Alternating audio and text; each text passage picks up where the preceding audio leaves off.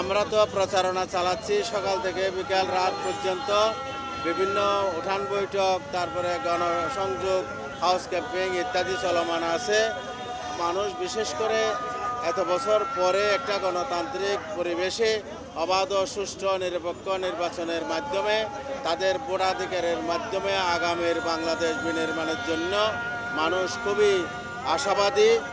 আজকে আপনারা জানেন যে বাংলাদেশের প্রধান প্রধান ইসলামী দলগুলি এবং দেশপ্রেমিক জাতীয় গণতান্ত্রিক দল এবং জুলাই যুদ্ধে যারা অংশগ্রহণ করেছে, জুলাই যোদ্ধাদের দল সহ মিলে 11টি দল চলো সবাই মিলে গড়ি বাংলাদেশ এই প্রতিপাদ্যে ঐক্যবদ্ধ বাংলাদেশের ঘোষণা দিয়েছে।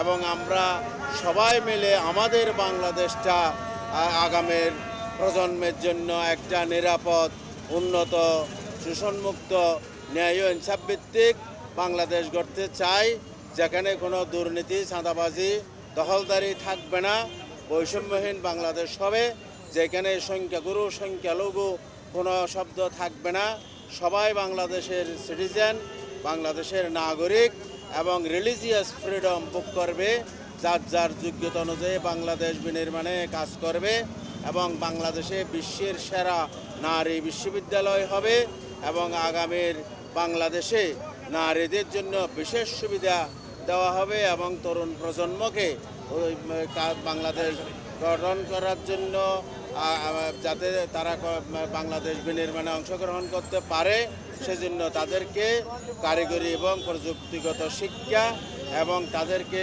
সুদবিহীন লোন এবং যারা উদ্যোক্তা হবে, শিল্প কারখানা করবে, সেইখানে 3 বছরের জন্য বিদ্যুৎ, গ্যাস, পানি ফ্রি দিয়ে আগামী বাংলাদেশকে একটা শিল্প বিপ্লব, কৃষি বিপ্লব, মৎস্য সহ সব দিকে আমরা এমনভাবে বিপ্লব করতে চাই যাতে আর কোনো বেকারত্ব থাকবে না এবং মানুষের মৌলিক মানবাধিকার, অন্ন, বস্ত্র, শিক্ষা, চিকিৎসা, বাসস্থান সব কিছুর দায়িত্ব সরকার নেবে।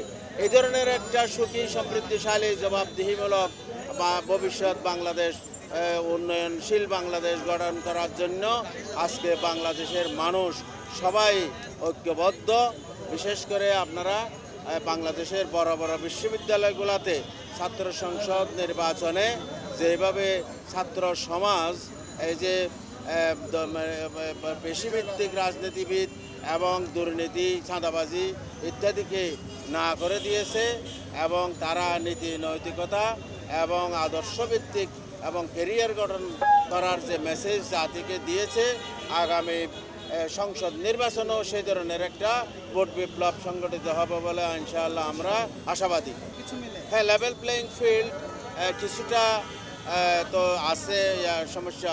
তার ভিতরে হচ্ছে কি, ওই আপনারা তো দেখতেছেন যে বিভিন্ন জায়গায় একটি দল আক্রমণ করে আমাদের যারা মানে প্রচারণা চালাতে যায়, নারীদেরকেও আক্রমণ করছে, পুরুষদেরকেও আক্রমণ করছে, তারপরে হচ্ছে সাইবার ইয়া করার জন্য চেষ্টা করতেছে, বিভিন্ন ধরনের মানে নেপথ্যে ষড়যন্ত্র ইত্যাদি করার জন্য চেষ্টা করতেছে। হ্যাঁ, তো সেজন্য আপনার আসলে কোথাও কোনো সমস্যা হচ্ছে কিনা? আমার আসনে এখনো কোনো সমস্যা হয় নাই। আমরা ইনশাআল্লাহ মোটামুটি আমরা নিজেরাও করব না, আর কেউ করুক সেটাও আমরা চাই না। আমরা একটা সুষ্ঠু পরিবেশে যেই ইলেক্টেড হোক, হ্যাঁ, এটা জনগণই সিদ্ধান্ত নেবে। কাজেই এখানে আমরা অশান্তি করে কোনো লাভ নাই। সেজন্য আমরা সবাইকে আহ্বান জানাবো যে ভোটটা সঠিকভাবে হোক, অবাধ নিরপেক্ষ হোক, কেউ যাতে কোনো কেন্দ্র দখল বা কোনো পেশি শক্তি প্রদর্শনে ইয়া করার জন্য উদ্যোগ না নেক, আমরাও নেব না। আমরা শান্তিপূর্ণ সহাবস্থান চাই এবং আগামীর বাংলাদেশে গণতন্ত্রই ক্ষমতা হস্তান্তরের জন্য একটা প্রাতিষ্ঠানিক ভিত্তি হোক, সেটা আমরা চাচ্ছি। যেন এক দল ক্ষমতায় আসলে আরেক দলকে যাতে দেশ ছেড়ে চলে যেতে না হয়। এটা বাংলাদেশটা আমাদের সবার।